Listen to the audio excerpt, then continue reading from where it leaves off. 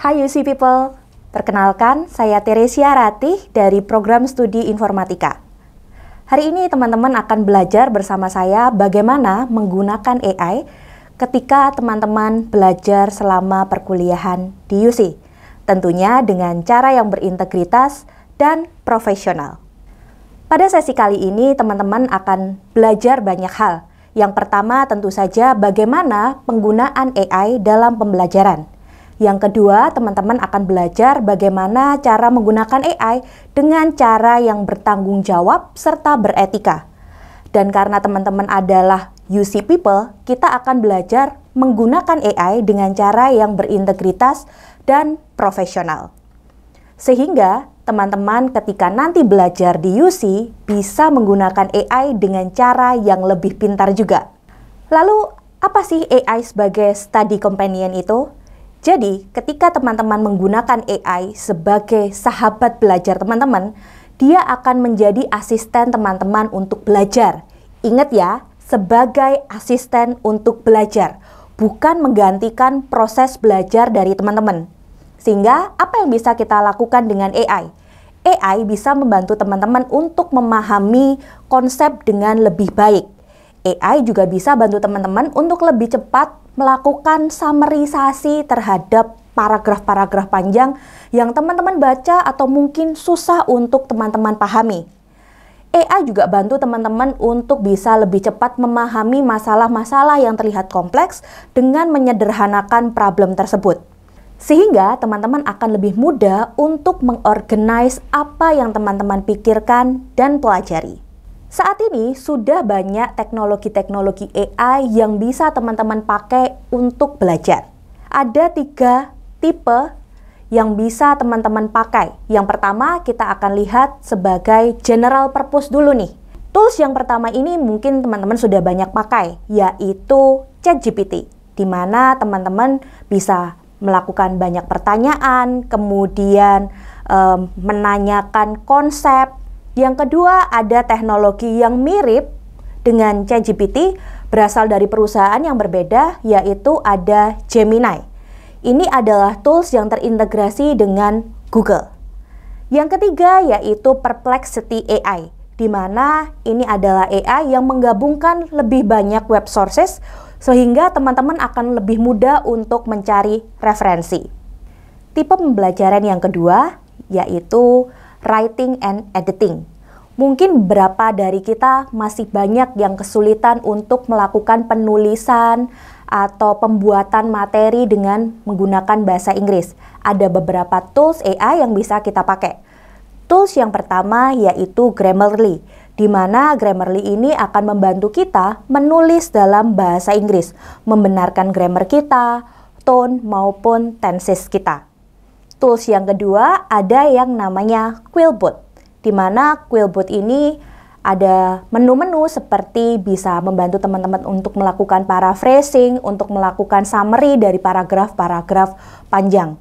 Di sini juga kita bisa pakai Quillbot untuk membantu untuk rewriting, mengubah tone dari misalnya yang formal menjadi yang tidak formal atau casual. Tipe yang ketiga adalah tools-tools yang bisa teman-teman pakai untuk melakukan riset atau mencari materi. Tools yang pertama ada yang namanya Elicit AI, di mana ini merupakan AI power tools yang bisa membantu teman-teman untuk mencari paper-paper yang sesuai dengan topik-topik riset teman-teman. Tools yang kedua ada yang namanya Cite AI, di mana Cite AI ini akan membantu teman-teman untuk menemukan atau memahami paper-paper atau referensi-referensi yang sifatnya itu bisa bermacam-macam, mulai yang konflik, mendukung, maupun yang neutral. Tools yang ketiga adalah Research Rabbit, di mana ini tidak hanya mencarikan paper, tapi juga bisa memvisualisasikan atau melakukan eksplorasi terhadap paper-paper yang akan teman-teman gunakan sebagai referensi. Nah, kalau teman-teman tadi sudah belajar mengenai tools-tools yang bisa teman-teman pakai, saya ada beberapa tips yang bisa teman-teman pakai supaya kita bisa lebih pintar dalam menggunakan AI. AI bisa kita pakai untuk mengklarifikasi apapun konsep-konsep, masalah-masalah yang sifatnya kompleks sehingga bisa membuat kita lebih mudah untuk memahami konsep tersebut. Dengan AI juga, kita bisa membantu untuk meningkatkan pemahaman kita dengan cara kita minta mereka untuk membuatkan soal-soal yang tentunya akan kita jawab. Jadi, kita berpikir sebaliknya ya. Biasanya kalau kita mencari jawaban di AI, sekarang kita minta mereka untuk membuatkan pertanyaan dan kita yang menjawab. AI juga bisa membantu kita untuk generate maupun untuk mengoutline project. Misalnya, kalau kita mau membuat bisnis, kita sudah tahu problemnya apa, mungkin untuk klarifikasi ide kita bisa juga lakukan dengan menggunakan AI sebagai bantuan karena mungkin kita tidak punya data yang banyak untuk mengklarifikasi ide yang kita punya tersebut. Dan kalau kita sekarang di era globalisasi, banyak sekali materi dalam bahasa Inggris yang mungkin pengetahuan bahasa Inggris kita masih minim. Dengan AI, teman-teman juga bisa melakukan translasi bahasa-bahasa lain atau bahasa Inggris sehingga kita bisa lebih mudah untuk memahami dalam bahasa kita sendiri. Nah, kalau tadi tips penggunaannya, sekarang kita akan lihat apa aja sih yang mesti teman-teman hindari ketika menggunakan AI. Pertama, tentu saja teman-teman tidak boleh melakukan copy and paste. Teman-teman harus melihat dan bisa melakukan penulisan ulang berdasarkan apa yang teman-teman pahami. Dan teman-teman harus memahami bahwa teman-teman tidak bisa menggunakan AI pada tes atau ujian yang secara spesifik teman-teman tidak diizinkan menggunakan AI. Ingat, you see people, tidak curang. Yang ketiga, jangan selalu mengasumsikan bahwa jawaban AI itu benar. Kewajiban teman-teman adalah memastikan bahwa apa yang diberikan oleh generative AI tadi itu hasilnya adalah benar dan sesuai dengan referensi. Jadi tugas Anda juga untuk mencari referensi pendukung untuk memastikan bahwa informasi apa yang Anda terima dari tools AI yang Anda gunakan itu benar. Dan ingat, jangan terlalu bergantung terhadap AI.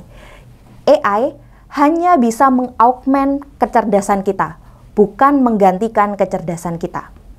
Sehingga, teman-teman, kalau kita tahu ya, value-value yang ada di UC, nilai yang pertama itu adalah integritas. Bagaimana kita bisa menggunakan AI dengan berintegritas? Ingat, integritas itu adalah bagaimana kita bisa jujur dan bertanggung jawab terhadap apa yang kita pelajari. Kalau teman-teman submit AI langsung gitu ya, copy paste saja, itu adalah academic dishonesty. Jadi itu termasuk curang. Sehingga kalau Anda disupport oleh AI, Anda harus berani menyertakan bahwa tugas Anda itu dibantu oleh AI. Sehingga prinsip yang harus Anda ikuti, pertama, tentu saja Anda harus belajar sendiri. AI hanya sebagai study companion Anda. Anda harus berpikir, Anda harus memverifikasi apa yang diberikan oleh tools Anda, kemudian Anda harus berani mensitasi bahwa ini memang dibantu oleh AI. Dan kedua, sebagai student yang profesional, Anda bisa menggunakan AI, tentu saja karena kita hidup di era AI, ada tools kita gunakan untuk membantu kita. Tapi jangan sampai AI kita gunakan untuk mensubstitute proses belajar kita. Anda bisa menggunakan AI dan ingat, harus disitasi. Dan harus kritis melihat jawaban dari AI tersebut. Sehingga Anda juga harus pintar memahami bagaimana penggunaan AI itu yang diizinkan dan yang tidak diizinkan.